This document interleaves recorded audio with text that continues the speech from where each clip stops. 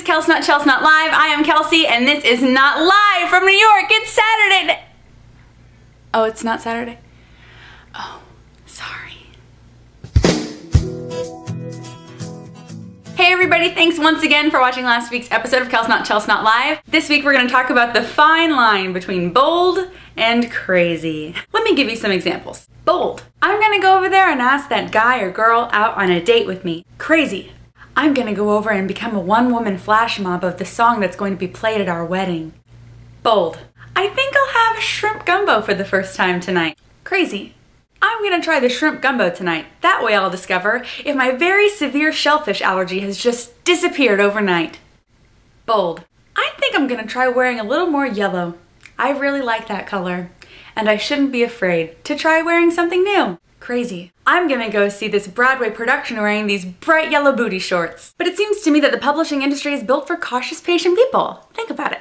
It takes a lot of time to polish and prepare a manuscript, revising and revising and revising and editing and editing and editing. It also takes a really long time to query. Sometimes you're sending out dozens and dozens of query letters and waiting weeks and weeks for responses on each one. So the cautious and patient publishing industry is very, very good. But there can be some magic when you decide to push yourself just a little bit. So today I'm going to give you just a few ways to become a little more bold on your publishing journey. My first suggestion is to enter contests. Yes, if they want a polished, prepared manuscript, you should not enter the contest unless you have a polished and prepared manuscript. But you cannot win contests that you don't enter. You need to make sure that you are giving those judges, giving those agents, giving those critique partners a chance to find you and fall in love with you. Or else, how can they? Second, volunteer if you can. If you find yourself at a conference, for example, and they're calling for volunteers of people who would like to read their first page for a panel of agents who are going to rip that sucker to shreds, you better raise your hand. Yes, it's super scary, but if you raise your hand and you volunteer, there is no way to know in advance how far that could get you. So it's really important that you make sure that you're visible, that you're seen, that you contribute.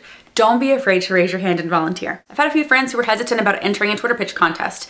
They were very confident that there would be hundreds and hundreds and hundreds of pitches flowing by so rapidly that the agent would never see their manuscript pitch. But here's the thing, the agents can't see your manuscript pitch if you don't pitch it. So throw your name in the hat. Somebody's going to be chosen, somebody's going to get picked, most likely, and you will not be that person unless you throw your pages in, unless you throw your pitch in, unless you throw your ideas in the hat. If you see an agent tweet about wanting a specific manuscript and you really believe that your manuscript fits that bill, consider submitting to that agent, even if they weren't on your original list. The fact that they want something that you have might be a really good sign that you have a similar vision. And I suppose my last thought about being bold, even if it toes the line about being crazy, is a little statement that my husband likes to say a lot. He who dares wins. If you want really cool things to happen in your life, then you have to make sure that you've created an environment where those things are possible. And no, that doesn't mean that you have to be an unbridled optimist like me. It just means that you have to be open. You have to try new things. You have to be willing to put your name in the hat. Because it's sort of like that thing about winning the lottery. Somebody's going to win, but it won't be you unless you play. And no, I'm not suggesting you all go start gambling. I just know that for me, some of the most exciting and amazing things that have ever happened in my life have happened sort of on a whim. And what's the worst that could happen? Someone calls you Looney Tunes? Honey, welcome to my everyday life.